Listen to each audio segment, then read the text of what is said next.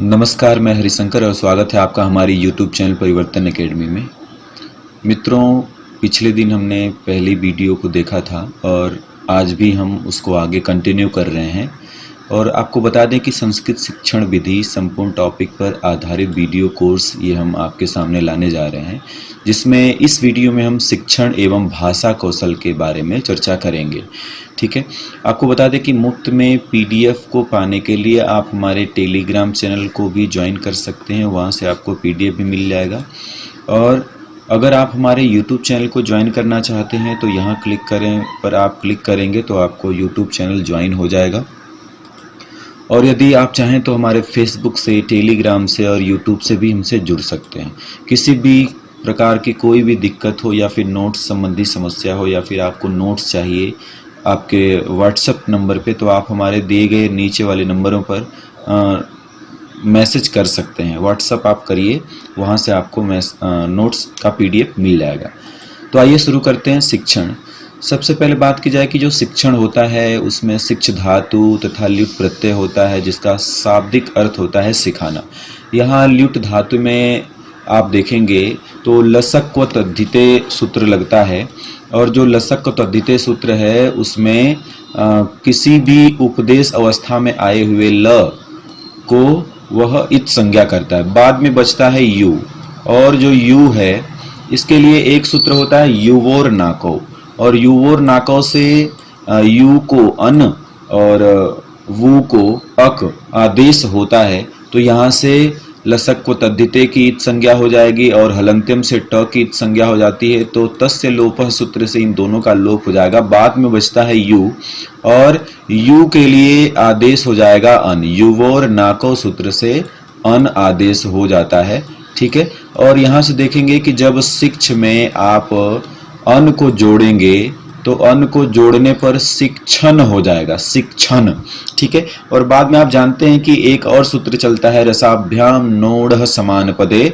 यहाँ अगर किसी भी शब्द में अगर री र स इत्यादि मिल जाए तो वहाँ न को ड़ आदेश हो जाता है।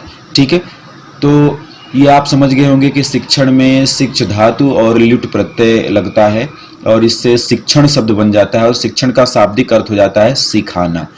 ठीक है मित्रों, फिर इसके आगे है हम समझते हैं कि अधिगम क्या होता है। अधिगम विद्यार्थी में होने वाला व्यवहारगत परिवर्तन ही अधिगम कहलाता है। मतलब विद्यार्थियों में शिक्षण कार्य के बाद में उनके व्यवहार में परिवर्तन आ जाता है और वही व्यवहारगत होने वाला परिवर्तन को ही हम शिक्षण कहते हैं। और आपको बता दें कि शिक्षण प्रक्रिया में शिक्षण का आशय अध्यापक से होता है। मतलब शिक्षण का कार्य कौन कराता है, तो आप कहेंगे अध्यापक कराते हैं, तथा अधिगम का आशय विद्यार्थी से होता है।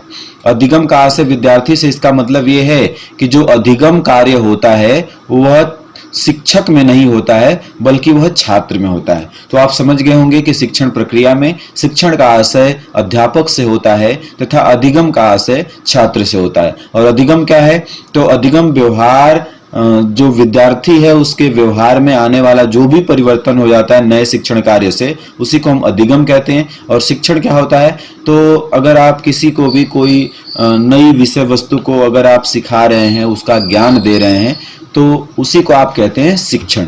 ठीक है, तो आइए आगे बात कर लेते हैं कि जो शिक्षण विधियां हैं, शिक्षण विधियां वास्तव में होती क्या हैं।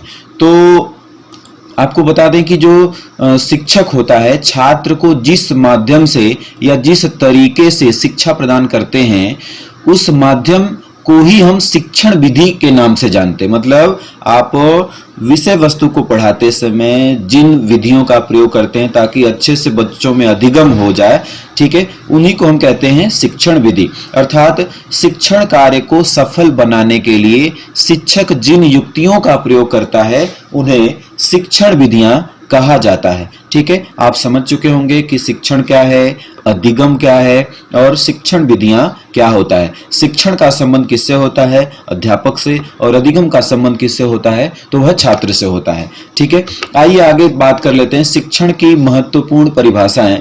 कुछ लोगों ने महत्वपूर्ण परिभाषाएं भी दी हैं और भी शिक्षण के बारे में क्या क्या कहा गया है इसको हम जान लेते हैं।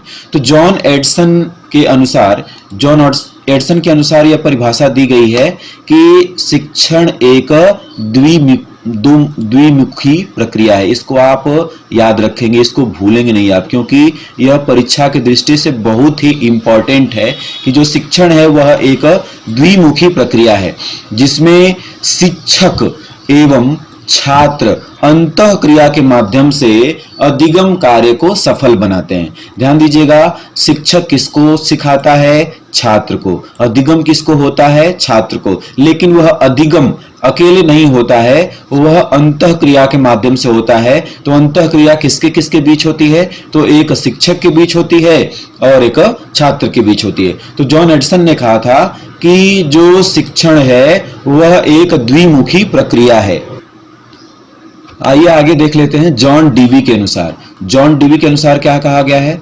तो जॉन डीवी के अनुसार जो शिक्षण है वह त्रिमुखी प्रक्रिया है। ध्यान दीजिएगा, यहां कंफ्यूज नहीं होना है। जॉन एडिसन ने कहा कि जो शिक्षण है वह द्विमुखी प्रक्रिया है, लेकिन जॉन डीवी क्या कहते हैं कि शिक्षण त्रिमुखी प्रक्रिया है। आखिर इनमें हमने पहले यह समझा था कि शिक्षण में शिक्षक एवं छात्र शामिल होते हैं, लेकिन जो जॉन डीवी हैं उन्होंने कहा कि शिक्षक और छात्र के साथ साथ यहाँ पाठ्यक्रम भी शामिल होता है, अर्थात जिसमें पाठ्यक्रम को आधार मानकर शिक्षक और छात्र के मध्य अंतः क्रिया होती है, आप उसी को कहते हैं शिक्षण। ठीक है, फिर इसके आगे बीएस ब्लूम आते हैं और बीएस ब्लूम क्या कहते हैं कि जो शिक्षण है उसके 3 चर होते हैं। शिक्षण के कितने चर होते हैं? 3 चर होते हैं। और बीएस ब्लूम के अनुसार जो शिक्षण के 3 चर हैं उसमें शिक्षक को स्वतंत्र चर माना गया है। शिक्षक को स्वतंत्र चर मानने का मतलब यह है कि जो शिक्षक है वह पूरी तरह से स्वतंत्र होता है। क्या अधिगम कराना है, कैसे अधिगम कराना है, इत्यादि सारी चीजों पर ध्यान सबसे पहला किसका होता है? तो शिक्षक का होता है। और शिक्षार्थी यहाँ पर आश्रित चर होता है, मतलब जो भी शिक्षार्थी है वो अधिगम के लिए शिक्षक पर ही निर्भर होता है। तो जो शिक्षार्थी है वह आश्रित चर है। और जो पाठ्यक्रम है, यहाँ पाठ्यक्रम क्या है? तो इसको मध्यस्थ चर बनाया गया है, मतलब शिक्षक और शिक्षार्थी के बीच में एक मध्यस्थ चर होता है पाठ्यक्रम, और जिसको आधार बना करके शिक्षण कार्य शुरू किया जाता है या अधिगम कार्य कराया जाता है। यह आप बहुत अच्छे से समझ गए होंगे। आपको यह ध्यान रखना है कि जॉन एडिसन के अनुसार जो शिक्षण है वह द्विमुखी प्रक्रिया है, और जो जॉन डीवी हैं उनके अनुसार जो शिक्षण है वह त्रिमुखी प्रक्रिया है। और डॉक्टर बीएस ब्लूम के अनुसार जो शिक्षण है उसके 3 चर होते हैं, एक स्वतंत्र चर और एक आश्रित चर और एक मध्यस्थ चर। ठीक है, इसके बाद आते हैं जैक्सन और देख लेते हैं जैक्सन के अनुसार क्या परिभाषा है। तो जैक्सन के अनुसार शिक्षण वह प्रक्रिया है जिसमें एक परिपक्व व्यक्ति का मतलब जिसके पास सभी चीजों का अनुभव होता है, अर्थात शिक्षक को हम यहां ध्यान देंगे, तथा अगर अपरिपक्व व्यक्ति को देखें तो छात्र होता है। यहाँ पर परिपक्व व्यक्ति कौन है? शिक्षक, और अपरिपक्व व्यक्ति कौन है? छात्र। शिक्षण वह प्रक्रिया है जिसमें एक परिपक्व व्यक्ति अर्थात शिक्षक एक अपरिपक्व व्यक्ति अर्थात छात्र को अंतः क्रिया के माध्यम से सिखाता है, यानी कुछ न कुछ अधिगम कराता है। ठीक है, इसके बाद आगे ध्यान देंगे कि जो एच.सी. मॉरिसन है, एच.सी. मॉरिसन ने क्या कहा कि उन्होंने कहा कि जो शिक्षण है वह ऐसी प्रक्रिया है जिसमें एक अनुभव युक्त व्यक्ति, यानी जिसके पास अनुभव होता है, अर्थात शिक्षक एक अनुभवहीन व्यक्ति अर्थात छात्र को आंतरिक संबंधों से सिखाने का कार्य करता है। यह किसने कहा है? तो यह कहा है एच.सी. मॉरिसन ने। आइए आगे चलते हैं। आगे है भाषा शिक्षण के उद्देश्य। आखिर भाषा शिक्षण के उद्देश्य क्या होते हैं? तो भाषा शिक्षण के 2 उद्देश्य हैं, एक होता है ग्रहण और दूसरा होता है अभिव्यक्ति। इसमें ग्रहण में जो उद्देश्य ग्रहण है, ग्रहण का मतलब है कि हम भाव विचारों को जब ग्रहण करेंगे तो तो वही ग्रहण उद्देश्य हो जाता है। और जब हम सुनते हैं किसी भी विषय वस्तु को, जब हम सुनते हैं तब भी हम उसको ग्रहण कर रहे होते हैं, और जब लिखी हुई बात को जब हम पढ़ते हैं तो उसको भी हम ग्रहण ही कर रहे होते हैं। इसके बाद बात करते हैं अभिव्यक्ति का। दूसरा उद्देश्य है अभिव्यक्ति, और जो दूसरा अभिव्यक्ति उद्देश्य है, इसमें जब भी हम किसी को अपनी बातों को समझाते हैं, बोल बोल करके समझाते हैं, तो वही भाषण कहलाता है। और भाषण के द्वारा हम अपने विचारों को अभिव्यक्त करते हैं, जिस प्रकार से लिखने के द्वारा हम अपने भाव विचारों को अभिव्यक्त करते हैं। जैसे अगर कोई भी हमें बात बतानी हो तो हमको क्या करना पड़ता है, अगर उसको स्थायित्व प्रदान करना है तो उसको हमको लिखना पड़ता है। और लिखते समय आपको क्या लगता है हम क्या कर रहे होंगे? हम किसी दूसरे भाव विचार को सुन रहे हैं या फिर हमारे मन मस्तिष्क में जो चल रहा है उसको अभिव्यक्त कर रहे हैं। तो शिक्षण के कितने उद्देश्य होते हैं मित्रों?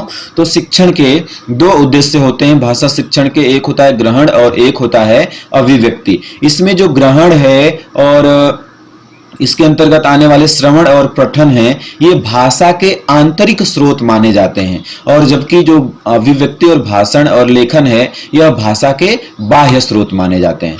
ठीक है, इसके बाद बात करते हैं कि जो संस्कृत भाषा शिक्षण के उद्देश्य हैं वो क्या होते हैं। ठीक है, तो अगर हम उसकी बात करें तो जो भारतीय संस्कृति का ज्ञान एवं संरक्षण करना, यही भारतीय संस्कृति का ज्ञान और प्रचार करना, संरक्षण करना, यह संस्कृत भाषा का शिक्षण माना जाता है। इसके बाद जो भारतीय संस्कृति है उसका ज्ञान करके आप जो संस्कृत भाषा है उसको एक पीढ़ी से दूसरी पीढ़ी में स्थानांतरण करते हैं। किसके माध्यम से? तो वह भारतीय संस्कृति का स्थानांतरण संस्कृत भाषा के माध्यम से ही होता है। आप जानते हैं कि आदिकाल से ही संस्कृत का प्रचलन है हमारे भारत देश में। ठीक है, तो जो भी हमारी संस्कृति है वह पूरी की पूरी संस्कृत भाषा में ही लिखी गई है। और आपको पता होगा कि जब अंग्रेज आए थे तो उन्होंने सबसे पहले हमारी संस्कृत को ही सीखा, और संस्कृत को सीखने के बाद हमारी जो संस्कृति है उसको पढ़ा, उसको जाना, जो भी हमारे देश के बारे में साहित्य था उसको पढ़ा, उसको जाना। ठीक है, तो संस्कृति को सीखने के लिए सबसे पहले वहां की भाषा को सीखना पड़ता है, और साथ ही साथ संस्कृत भाषा के शिक्षण से राष्ट्र के प्रति, संस्कृति के प्रति समादर एवं भावात्मक एकता का विकास भी किया जाता है। और विद्यार्थियों को संस्कृत भाषा का सामान्य ज्ञान प्रदान करना संस्कृत भाषा का मूल उद्देश्य होता है। और संस्कृत को बोधपूर्वक सुनने, पढ़ने, बोलने और लिखने की क्षमता का विकास किया जाता है संस्कृत भाषा के शिक्षण से। मतलब अगर आप संस्कृत भाषा किसी को सिखा देते हैं तो वह संस्कृत को सुन सकता है, और सुनने का मतलब केवल सुनना ही नहीं होता है, सुनने के बाद उसका अर्थ ग्रहण करना भी होता है। तो संस्कृत को सुनने के बाद में बोलना हो गया, फिर इसके बाद पढ़ना हो गया, लिखना हो गया। ठीक है, फिर इसके बाद संस्कृत भाषा व साहित्य के प्रति अभिरुचि उत्पन्न की जाती है इसी संस्कृत भाषा के शिक्षण से। तो आइए हम आगे बढ़ते हैं।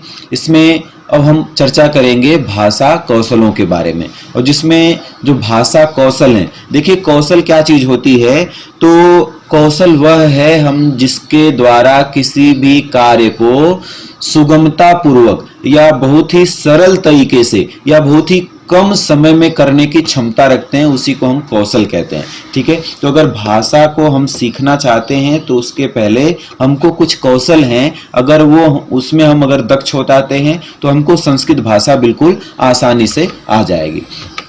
तो इसमें जो भाषा कौशल हैं वह कौन कौन से हैं? तो एक होता है श्रवण कौशल, और दूसरा है वदन कौशल या भाषण कौशल, तीसरा है पठन कौशल, और चौथा है लेखन कौशल। और इसके बाद बात करें तो जो श्रवण कौशल है और भाषण कौशल है ये दोनों ही जुड़े होते हैं ध्वनि विज्ञान से, और पठन और लेखन ये किससे जुड़े होते हैं?